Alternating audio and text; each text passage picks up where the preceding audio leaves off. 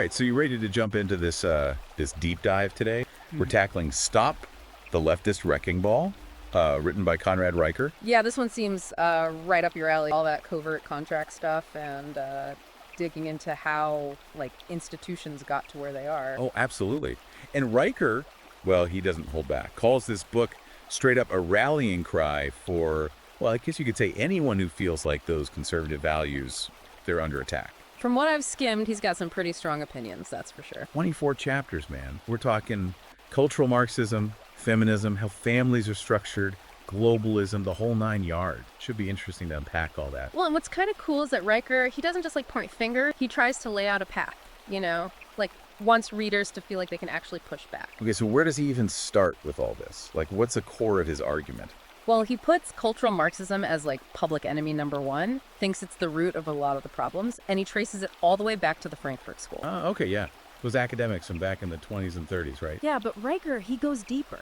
Claims those ideas, they've, like, seeped into everything. Universities, the media, even our entertainment. Oh, wow. So it's not just some, like, dusty old academic theory. It's, like, actively shaping culture now. That's what he's saying. And he names names, too, like Herbert Marcuse, for example. Okay, I vaguely remember him. Wasn't he all about that repressive tolerance concept? Bingo! Riker says that's exactly what's being used to silence people today. You know, like, tolerance is only for the folks who agree with the in ideology, which obviously Riker sees as a huge problem. I could see how that would tie into the whole cancel culture debate that's been going on. Oh, totally. Riker even brings up things like, let me see, rape culture and the push for, like, super progressive sex education in school. Says that's all part of this agenda. So wait, he's saying this isn't just some intellectual argument happening in classrooms. It's like a full-on assault. Pretty much.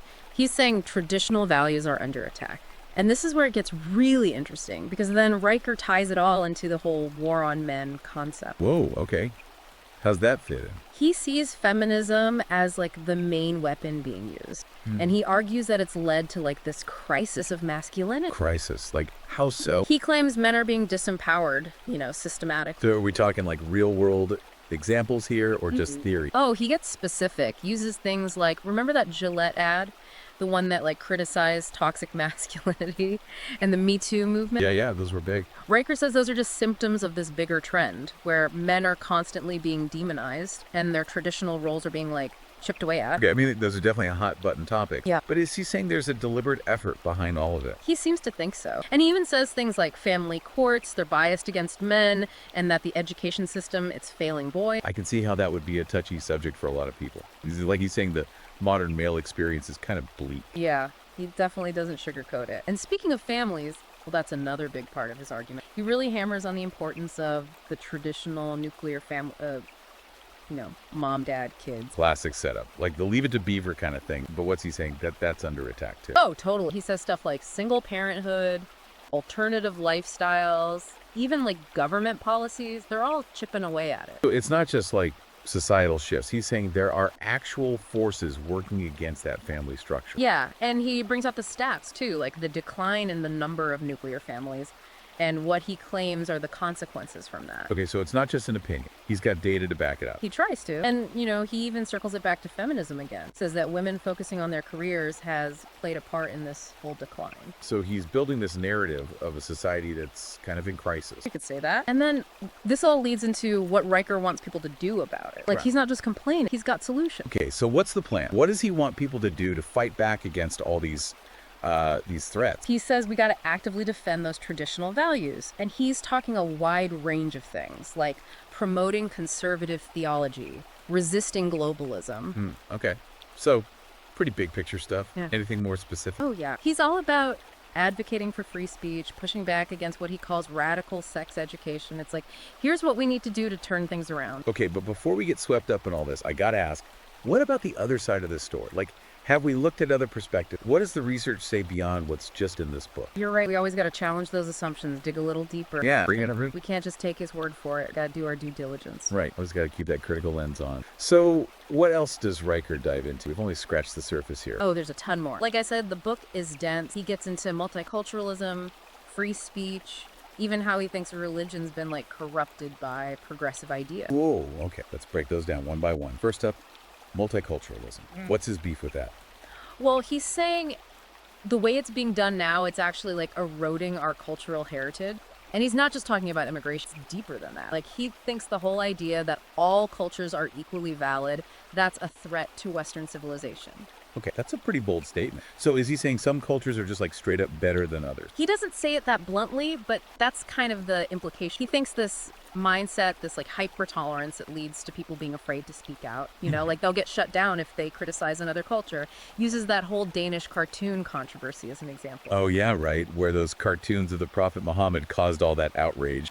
Riker's point is that the fear of offending, well, it led to self-censorship. Like, people were so worried about backlash who just kept quiet, which in his view is a huge problem for free speech. So he's saying we're so focused on not offending anyone that we're losing our ability to have honest conversation. Pretty much. And he brings up that James Damore Google memo too, the guy who got fired for writing about gender differences. Vaguely, yeah. Wasn't that a whole thing a few years back? Big time. Riker's point is that Damore got punished just for expressing his opinion. And he says that's part of this pattern, like any challenge to the progressive narrative, bam, you get shut down. Okay, I see where he's going with this. It's like he's saying that reason and logic are taking a backseat to feeling. Exactly. He calls it an assault on reason and truth. Thinks we're living in a time where feelings and opinions are way more important than facts. So how does he explain how we got to this point? He blames it on what he calls the feminization of education. Argues that schools aren't focused on teaching kids how to think critically anymore, or how to evaluate evidence objectively. So instead of focusing on like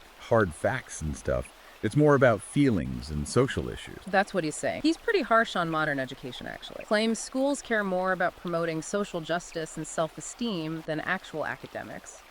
Even says boys are getting the short end of the stick because the system caters too much to girls. Oh, wow. That's a pretty big statement. So he's going beyond just like curriculum choice. He's talking about like a fundamental shift in the whole system. Yeah, he goes pretty far. Says schools are basically indoctrinating kids with a leftist worldview. Brings up examples of what he calls anti-American teachings and the pushing of woke ideology. Okay, so this is getting pretty heavy. He's making some serious accusations here. He definitely doesn't hold back. And then he ties it all back to this idea of a deliberate effort to undermine traditional gender roles, which goes back to that whole war on masculinity thing we talked about. Right. So he's saying it's not just about like individual attitudes, it's like a coordinated attack. That's how he sees it. Claims men are being told to suppress their natural instincts and that being traditionally masculine is now a bad thing.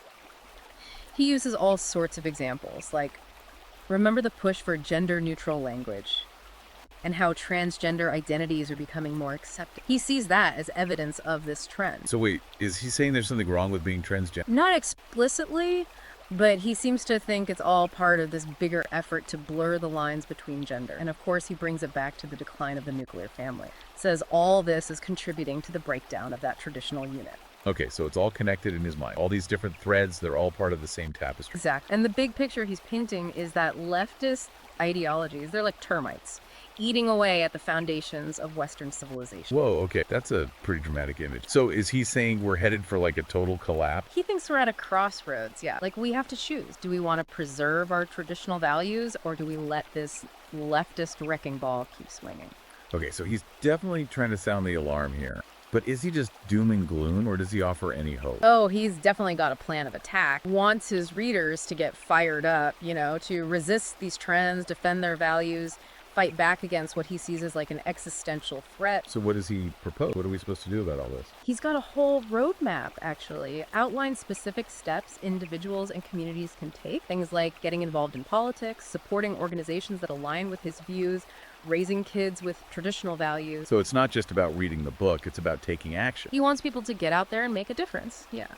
But before we get too carried away, I think it's important to remember that this book is super controversial. Riker's views are definitely on the far right, and he's not afraid to use some pretty strong language and make some big generalizations. Yeah, that's a fair point. We got to acknowledge that this isn't exactly a neutral perspective. Right. It's one thing to make an argument, but it's another to do it in a way that's respectful, with nuance and actual evidence. Riker definitely leans into being provocative, which can be good and bad. So on one hand, he's grabbing attention, getting people talking. Yeah, and folks who already agree with him, they'll probably eat it up.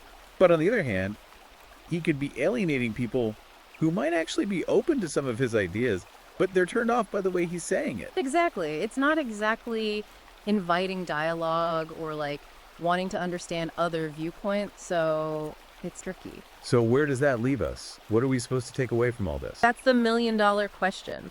And honestly, it's up to you. We've tried to give you a fair summary of what Riker's saying, but we also want you to think for yourself. Right. This is just one perspective, one voice in a much bigger conversation. Exactly. There are other perspectives out there, other voices that need to be heard. So if you're interested in this stuff, keep digging. Read other books and articles, talk to people who have different views, challenge your own assumptions. Love that. That's what critical thinking is all about. Being willing to engage with ideas you might not agree with, to consider different perspectives. Exactly.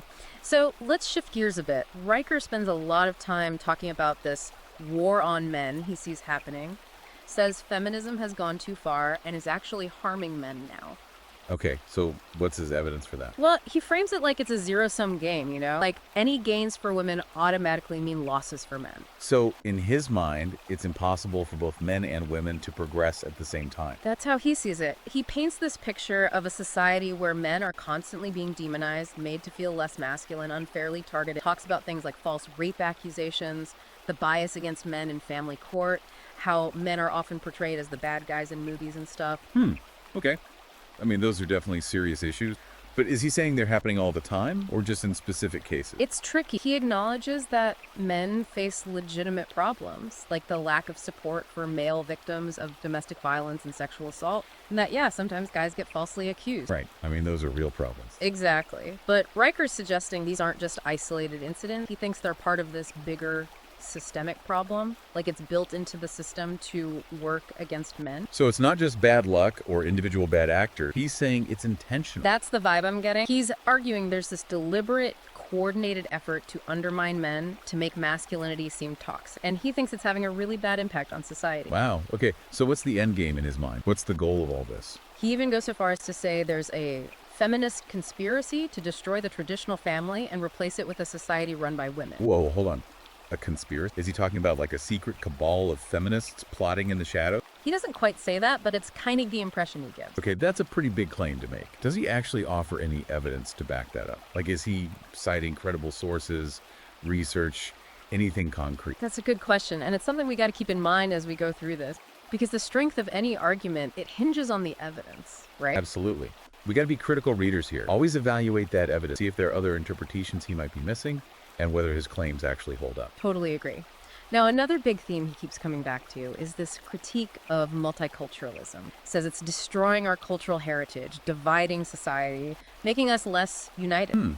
Okay. So is he just straight up against diversity? It's more nuanced than that. He frames multiculturalism as this attack on Western civilization. Like, it's not just a natural thing happening, it's deliberate. So he's not just talking about demographics or globalization. He's saying there's an agenda behind it. Yeah, he paints this picture of a society that's being overrun by foreign cultures, where traditional values are being tossed aside and people are losing their sense of national identity. That's a pretty bleak outlook. Does he acknowledge any of the positive aspects of multiculturalism at all? Like the enriching of culture, the benefits of diversity, the learning that can happen when different cultures interact? It's a great point, and it's something we need to keep in mind as we dig deeper, because there are multiple perspectives on this, right? Riker's is just one. Right. It's not as simple as multiculturalism good or multiculturalism bad. There's a lot of gray area there. Exactly. Okay, so one thing Riker's especially critical of is mass immigration. Says it's leading to less social cohesion, putting a strain on resources, and even causing more crime. Those are some pretty heavy accusations. Yeah. But are they accurate? Like, what does the actual data say? Well, those are claims you often hear from groups that are against immigration.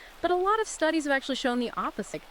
Immigrants, both legal and undocumented, they contribute a lot to the economy, and they're actually less likely to commit crimes than people born here. Interesting. So is he just ignoring that evidence, or does he address it somehow? He seems more focused on the cultural impacts of immigration. Says it's diluting Western values and making us lose our national identity. Okay, what does he even mean by Western values and national identity? Like, those are pretty loaded terms. Does he ever define them clearly? That's a great question. Does he even acknowledge that Western societies have always been diverse? Like, there's never been just one monolithic culture. Right. It's important to remember that. We're not starting from a blank slate here. Exact. So to really understand his argument, we got to figure out what he means by those terms, because the strength of his argument really depends on how clearly he defines those things and whether those definitions actually hold up under scrutiny. Makes sense. So moving on, what else does he tackle?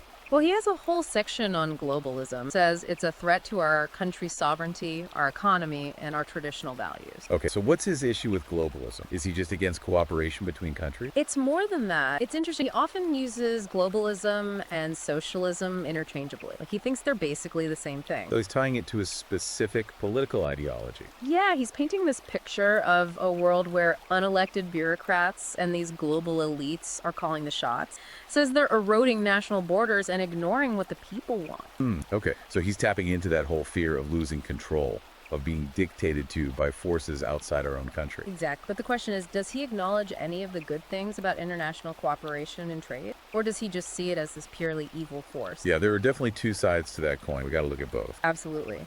And as critical thinkers, it's our job to weigh the evidence, consider all the different angles, and form our own conclusion. Couldn't agree more. So what specific aspects of globalism does he criticize? He's particularly harsh on organizations like the United Nations and the World Trade Organization. Those are pretty big targets. What's his problem with them? He says they're chipping away at our national sovereignty and pushing this globalist agenda on the world. So he sees them as like a threat to individual nations. Yeah, but it's important to remember those organizations were created by sovereign nations, to help tackle shared problems and work together. Raker's making them sound like these shadowy, all-powerful groups that just impose their will on everyone, which isn't really accurate. Right.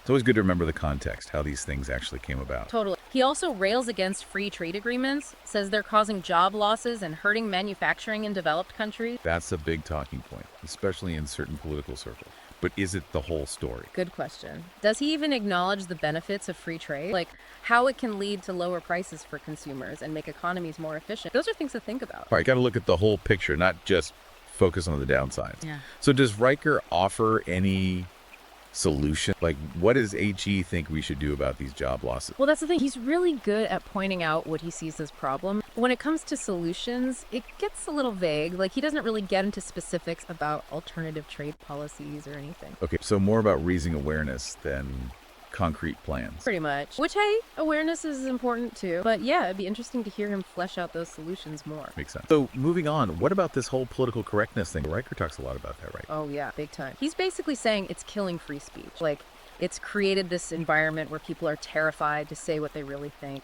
for fear of offending someone. So like the whole cancel culture phenomenon. Exactly. He uses some pretty intense examples, like people losing their jobs or getting ostracized from their communities just for expressing opinions that are considered offensive. He sees it as a way to control people, to silence anyone who disagrees with the mainstream narrative. So it's not just about being polite, it's about suppressing dissent. That's his argument. He even talks about universities becoming these echo chambers where only one viewpoint is allowed, calls it the closing of the American mind, and sees it as a huge threat to freedom of thought. Wow. Okay. So he's saying we're losing our ability to think critically, to challenge ideas. Pretty much. And of course, he ties it back to his whole cultural Marxism thing. Says political correctness is a tool to enforce conformity and crush any opposition. So it's all connected in his mind. This big web of forces working against individual freedom. Exactly. It's like he's saying we're living in this society where everyone's walking on eggshells, afraid to say the wrong thing. It's a pretty scary picture, honestly. Yeah, I can see how that would be concerning. Mm-hmm. So how does this tie into his views on identity politics? That's a big part of it. He thinks identity politics is dividing us, separating us into these little groups based on race, gender, sexuality. And he blames it for creating this culture of victimhood and resentment. So instead of focusing on what unites us, we're highlighting our differences. That's what he's saying. He's really critical of what he calls the grievance industry.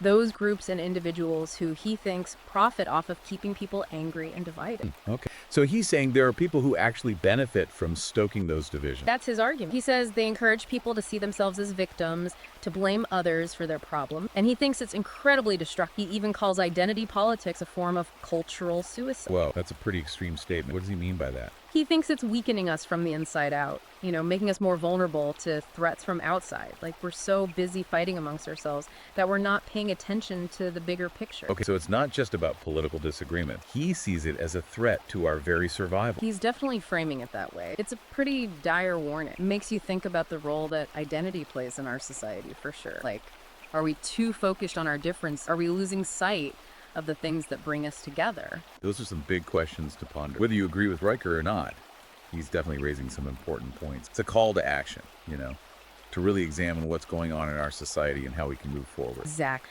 And that's what this whole deep dive has been about. We haven't just summarized Riker's book, we've tried to break it down, look at it from different angles, and encourage you to think for yourself. Right. We've given you a taste of what Stop the Leftist Wrecking Ball is all about, but there's so much more to explore.